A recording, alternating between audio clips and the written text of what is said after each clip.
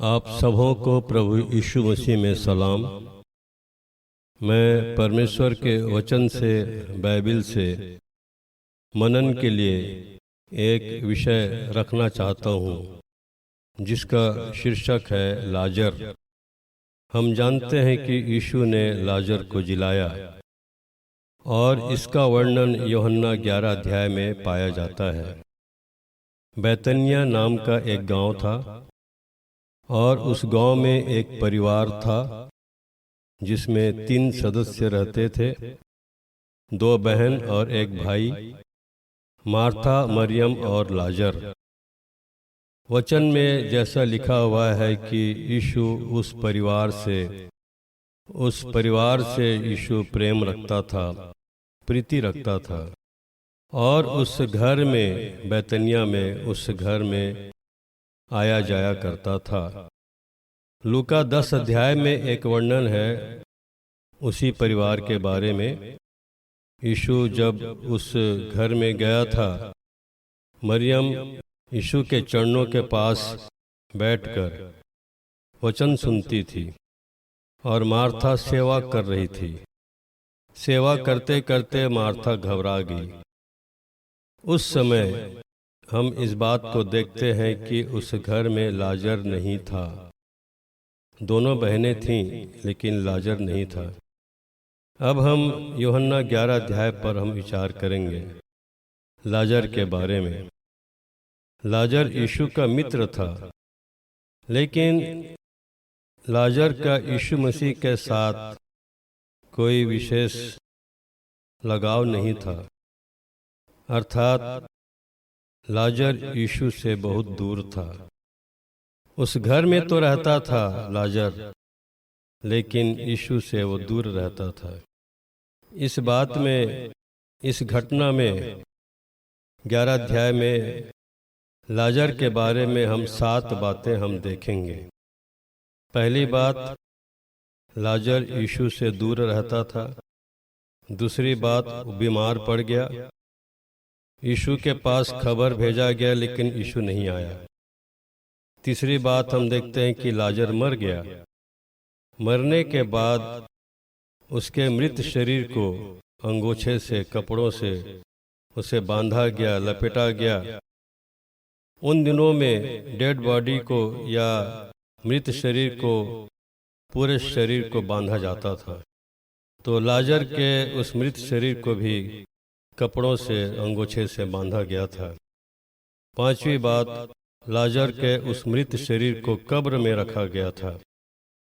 छठवीं बात हम देखते हैं कि कब्र पर पत्थर रख दिया गया था और कब्र को पत्थर के द्वारा से बंद कर दिया गया था। सातवीं बात हम देखते हैं कि मार्था कहती है उसे मरे 4 दिन हो चुके हैं, अब उसमें से दुर्गंध आती है, मार्था ने कहा। इस प्रकार से 7 बातें हम लाजर के बारे में यहाँ पर हम देखते हैं। अब यीशु मसीह जब आया तो हम जानते हैं कि यीशु ने लाजर को जिलाया, और इसके बाद हम कुछ और बातें हैं इस घटना में, 7 बातें मैं बताना चाहता हूँ। यीशु ने वहाँ कब्र के पास उन लोगों से कहा, पत्थर को हटाओ। पत्थर को हटाने की जरूरत क्यों पड़ गई? या पत्थर अपने आप हट सकता था? या लाजर को जब यीशु बुलाता तो पत्थर अपने आप हट जाता? लेकिन नहीं, यहाँ पर हम देखते हैं कि यीशु ने कहा पत्थर को हटाओ। पत्थर जब हटाया गया तो उसके बाद दूसरी बात हम देखते हैं, यीशु की आवाज़ लाजर तक पहुँचती है। यीशु ने कहा, हे लाजर निकल आ, और लाजर कब्र में से बाहर निकल आता है। अर्थात तीसरी बात यह है कि लाजर जी उठा। दूसरी बात हमने देखा कि यीशु की आवाज़ लाजर तक पहुंचती है। तीसरी बात, लाजर जी उठा। चौथी बात हम देखते हैं कि जी उठने के बाद भी लाजर उस कपड़े को या उस कफन को, जो उसके हाथ, पैर, मुंह सब कुछ बंधा हुआ था, अंगोछे को लाजर अपने आप से नहीं खोल सकता, इसलिए यीशु ने लोगों से कहा कि उसे खोल दो और जाने दो। और लोगों ने लाजर के बंधन को खोला जो वहाँ पर थे। उन्होंने लाजर के बंधन को खोला और वो बंधन जब खुल गया तो लाजर आज़ाद हो गया, स्वतंत्र हो गया, चलने फिरने लगा, बातें करने लगा। उसका पूरा शरीर ज्यों का त्यों हो गया। 12वें अध्याय में हम अब आते हैं तो वहाँ पर हम कुछ और बातों को देखते हैं। 5वीं बात यह है कि लाजर यीशु के साथ भोजन करने के लिए बैठा था और बहुत सारे लोग लाजर को देखने के लिए आए थे, क्योंकि बहुत बड़ा आश्चर्य कर्म हुआ था। 4 दिन के मृत लाजर को यीशु ने जिंदा किया था। उस लाजर को देखने के लिए बहुत सारे लोग आते थे। 6वीं बात हम देखते हैं कि उस घर में मरियम ने इत्र के द्वारा एक बहुत बड़ा काम वो करती है। मरियम इत्र लेकर आती है और यीशु के पाँव में डाल देती है, उंडेल देती है और अपने बालों से यीशु के पाँव को पोंछती है और उस इत्र के द्वारा से पूरा घर सुगंधित हो गया, पूरे घर में खुशबू फैल गया। और 7वीं बात हम देखते हैं कि इस घटना के द्वारा से बहुत सारे यहूदी लोग यीशु मसीह पर विश्वास करने लगे। बहुत सारे यहूदी लोग यीशु मसीह पर विश्वास करने लगे। और यूहन्ना 12 अध्याय में हम इस बात को देखते हैं कि जो याजक थे, प्रधान याजक थे, वो लाजर को मारने के लिए षड्यंत्र बना रहे थे कि किस रीति से लाजर को मार डाला जाए। उसको मारना चाहते थे लाजर को, क्योंकि लाजर के जीवन के द्वारा से लोग यीशु मसीह पर विश्वास करने लगे थे। और इस कारण से जो याजक थे वे डर गए थे, घबरा गए थे, क्योंकि अब यीशु के आने के बाद लोग यीशु के पीछे चलने लगे हैं। अब उस समय याजक जो थे वे डर गए, क्योंकि उनको फिर कोई नहीं पूछने वाला, क्योंकि लोग यीशु मसीह की ओर भाग रहे थे, यीशु मसीह पर विश्वास कर रहे थे। इसलिए जो याजक थे, प्रधान याजक, वो डर गए और लाजर को मारना चाहते थे। नया जीवन प्राप्त करने के बाद लाजर का जीवन खतरे में आ गया। नया जीवन प्राप्त करने के बाद, नया जीवन पाने के बाद लाजर का जीवन खतरे में आ गया और याजक लोग लाजर को मारना चाहते थे। इस घटना के द्वारा हम बहुत बड़ी शिक्षाओं को हम देखते हैं कि एक मनुष्य पाप और अधर्म के कारण से जब परमेश्वर से दूर हो जाता है, पाप बुराई के जीवन में जब चला जाता है, धीरे धीरे उसका जीवन नाश होते जाता है, बर्बाद होते जाता है। जीवन पूरी रीति से जीवन बर्बाद हो जाता है। जैसा कि हमने यहाँ पर देखा, मसीही लोग भी, हम में से कोई भी हो सकता है कि जब हम यीशु मसीह से दूर हो जाते हैं, उसके बाद हम आत्मिक जीवन में बीमार पड़ जाते हैं। कभी बाइबल पढ़े, कभी नहीं पढ़े, कभी प्रार्थना, कभी इच्छा होगी तो हम प्रार्थना करेंगे, नहीं तो नहीं करेंगे। कभी इच्छा हुई तो चर्च जाते हैं, नहीं तो नहीं जाते। बीमार मनुष्य को भोजन करने की इच्छा नहीं होती। बीमार मनुष्य खाना पीना छोड़ देता है, धीरे धीरे कम कर देता है और बाद में आत्मिक जीवन मर जाता है। जब आत्मिक जीवन मर जाता है तब मनुष्य चर्च जाना छोड़ देता है, बाइबल पढ़ना छोड़ देता है, प्रार्थना करना छोड़ देता है और पूरी रीति से संगति से परमेश्वर से दूर हो जाता है। उसके बाद बंधन, शैतान का बंधन, शैतान उस मनुष्य को पूरी रीति से बांध देता है।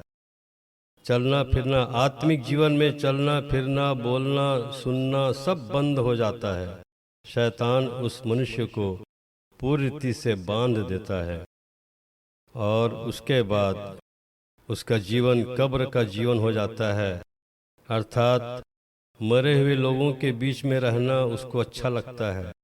जिनकी आत्माएं मर चुकी हैं, जो परमेश्वर को नहीं जानते नहीं मानते, उनके बीच में रहना उनको अच्छा लगता है।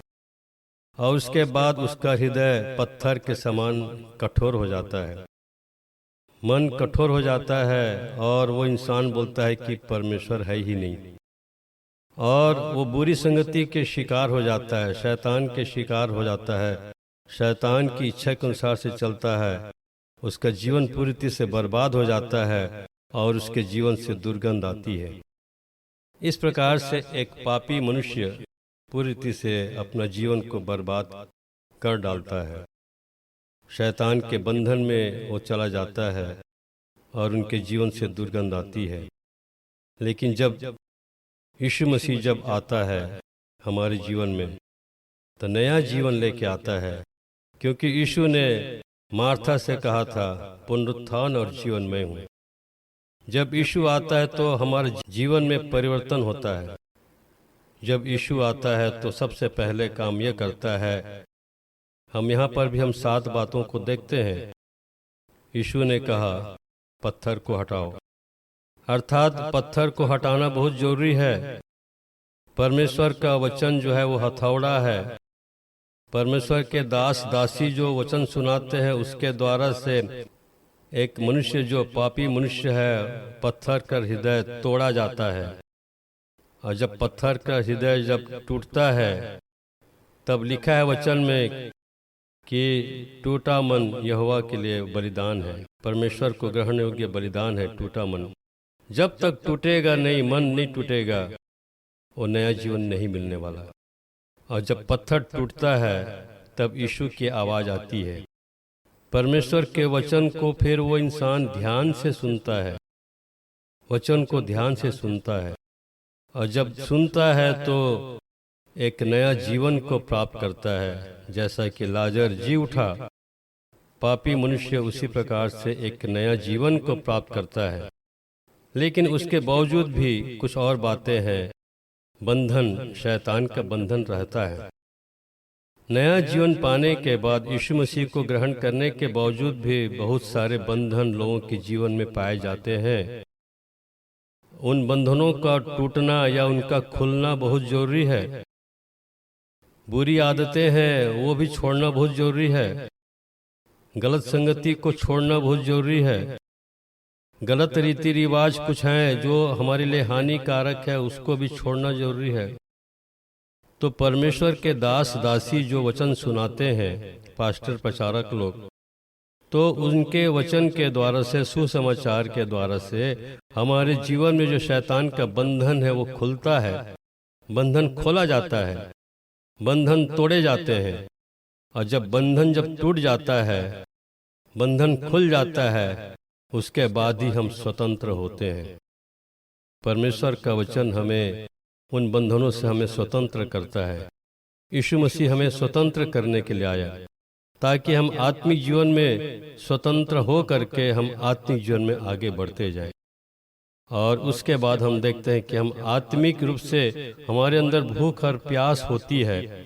हम वचन को और सुनना चाहते हैं, प्रार्थना करना चाहते हैं। जब जीवन बदल जाता है तो वो मनुष्य चर्च जाना चाहता है, कलीसिया में जाना चाहता है, वचन सुनना चाहता है और आत्मिक संगति में धीरे धीरे वो आगे बढ़ते जाता है। और जब वो मनुष्य आत्मिक जीवन में बढ़ते जाता है तो उसके जीवन में सुगंध आती है, सुगंधित हो जाता है, हमारा जीवन सुगंधित हो जाता है। और हमारे जीवन के द्वारा से फिर परमेश्वर की महिमा होती है। लोग यीशु मसीह पर विश्वास करते हैं। लोग फिर देखते हैं कि ये मनुष्य जो बिल्कुल पूरी रीति से बर्बाद हो चुका था, एक मनुष्य जो नशा शराब या बुरी संगति के द्वारा से उसका जीवन बर्बाद हो चुका था, उसको यीशु मसीह ने उसको नया जीवन दिया। और इस कारण से उस मनुष्य के जीवन के द्वारा से लोग यीशु मसीह पर विश्वास करते हैं और उसके द्वारा से परमेश्वर की महिमा होती है।